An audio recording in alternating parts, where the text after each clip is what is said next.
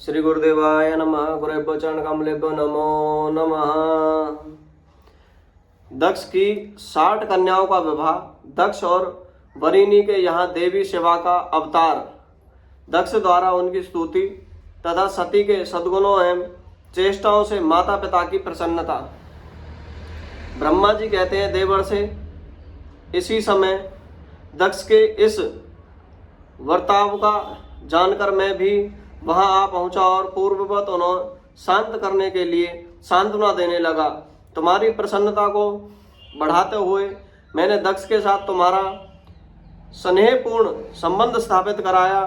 तुम मेरे पुत्र हो, मुनियों में श्रेष्ठ और संपूर्ण देवताओं के प्रिय हो, अतः बड़े प्रेम से तुम्हें आश्वासन देकर मैं फिर अपने स्थान पर आ गया।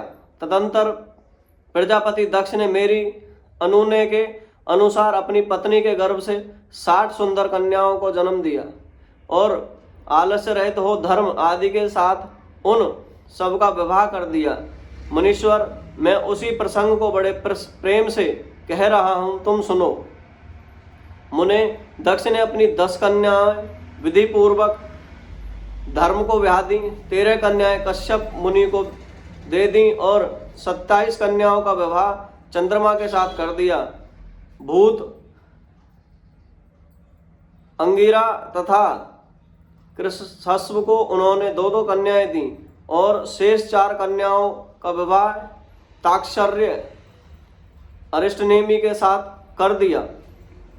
इन सबकी संतान परंपराओं से तीनों लोग भरे पड़े हैं, अतः विस्तार भय से उनका वर्णन नहीं किया जाता। कुछ लोग शिवा या सती को दक्ष की ज्येष्ठ पुत्री बताते हैं, दूसरे लोग उन्हें मंझली पुत्री कहते हैं तथा कुछ अन्य लोग सबसे छोटी पुत्री मानते हैं। कल्प भेद से ये तीनों मत ठीक हैं। पुत्र और पुत्रियों की उत्पत्ति के पश्चात पत्नी सहित प्रजापति दक्ष बड़े प्रेम से मन ही मन जगदम्बा का ध्यान किया, साथ ही गदगद वाणी से प्रेम पूर्वक उनकी स्तुति की। बारंबार अंजलि बांध नमस्कार करके वे विनीत भाव से देवी को मस्तक झुकाते थे। इससे देवी शिवा संतुष्ट हुई और उन्होंने अपने प्रण की पूर्ति के लिए मन ही मन विचार किया कि अब मैं वरिणी के गर्भ से अवतार लूं। ऐसा विचार कर वे जगदम्बा दक्ष के हृदय में निवास करने लगी। मुनि श्रेष्ठ, उस समय दक्ष की बड़ी शोभा होने लगी। फिर उत्तम मुहूर्त देखकर दक्ष ने अपनी पत्नी में हर्षपूर्वक गर्भधान किया।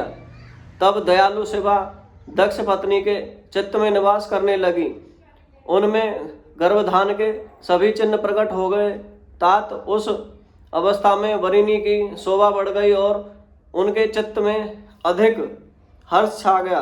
भगवती शिवा के निवास के प्रभाव से वरिणी मंगल रूपिणी हो गई। दक्ष ने अपने कुल संप्रदाय, वेद ज्ञान और हार्दिक उत्साह के अनुसार प्रसन्नता पूर्वक पुंसवन आदि संस्कार संबंधी श्रेष्ठ क्रियाएं संपन्न की। उन कर्मों के अनुष्ठान के समय महान उत्सव हुआ। प्रजापति ने ब्राह्मणों को उनकी इच्छा के अनुसार धन दिया। उस अवसर पर वरिणी के गर्भ में देवी का निवास हुआ जानकर श्री विष्णु आदि सब देवों को बड़ी प्रसन्नता हुई। उस समय वहां आकर जगदम्बा का सत्वन किया और समस्त लोगों को उपकार करने वाली देवी शिवा को बारंबार प्रणाम किया। वे सब देवता प्रसन्नचित हो दक्ष, प्रजापति और वरिणी की भूरी भूरी प्रशंसा करके अपने अपने स्थान को लौट गए। नारद, अब 9 महीने बीत गए। तब लौकिक गति का निर्वहन कराकर 10वें महीने के पूर्ण होने पर चंद्रमा आदि ग्रहों तथा ताराओं की अनुकूलता से युक्त सुगत मुहूर्त में देवी शिवा शीघ्र ही अपने माता के सामने प्रकट हुई। उनके अवतार लेते ही प्रजापति दक्ष बड़े प्रसन्न हुए और उन्हें महान तेज से देदीप्यमान देख उनके मन में यह विश्वास हो गया कि साक्षात वे शिवा देवी ही मेरी पुत्री के रूप में प्रकट हुई हैं। उस समय आकाश से फूलों की वर्षा होने लगी और मेघ जल बरसने लगे। मुनीश्वर सती के जन्म लेते ही संपूर्ण दिशाओं में तत्काल शांति छा गई। देवता आकाश में खड़े हो मंगलिक बाजे बजाने लगे।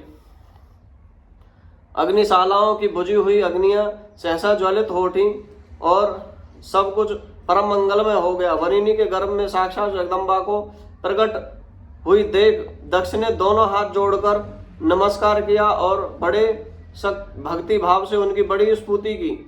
बुद्धिमान दक्ष ने के स्तुति करने पर जगन्माता शिवा ने उस समय दक्ष के इस प्रकार बोली जिससे माता वरिणी न सुन सके। देवी बोली, प्रजापति, तुमने पहले पुत्री रूप में मुझे प्राप्त करने के लिए मेरी आराधना की थी। तुम्हारा वह मनोरथ आज सिद्ध हो गया। अब तुम उस तपस्या के फल को ग्रहण करो। इस समय दक्ष ऐसा कहकर देवी ने अपनी माया से शिशु रूप धारण कर लिया और शेष भाव प्रकट करती हुई वे वहां रोने लगी। उस बालिका का रुदन देखकर सभी स्त्रियां और दासियां बड़े वेग से प्रसन्नतापूर्वक वहां आ पहुंची। आशंकी की पुत्री अलौकिक रूप देखकर उन सभी स्त्रियों को बड़ा हर्ष हुआ। नगर के सब लोग उस समय जय जयकार करने लगे। गीत और वाद्यों के साथ बड़ा भारी उत्सव होने लगा। पुत्री का मनोहर मुख देखकर सबको बड़ी ही प्रसन्नता हुई। दक्ष के वैदिक और कुलोचित आचार का विधिपूर्वक अनुष्ठान किया। ब्राह्मणों को दान दिया और दूसरों को भी धन बांटा। सब लोग यथोचित गान और नृत्य करने लगे। भांति भांति के मंगल कृत्यों के साथ बहुत से बाजे बजने लगे। उस समय दक्ष ने समस्त सद्गुणों की सत्ता से प्रशंसित होने वाली उनकी उस पुत्री का नाम प्रसन्नतापूर्वक उमा रखा।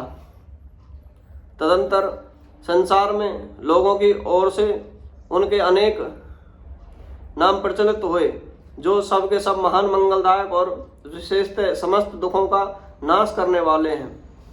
वरिणी और महात्मा दक्ष अपनी पुत्री का पालन करने लगे तथा वह शुक्ल पक्ष की चंद्रमा के समान दिनों दिन बढ़ने लगी।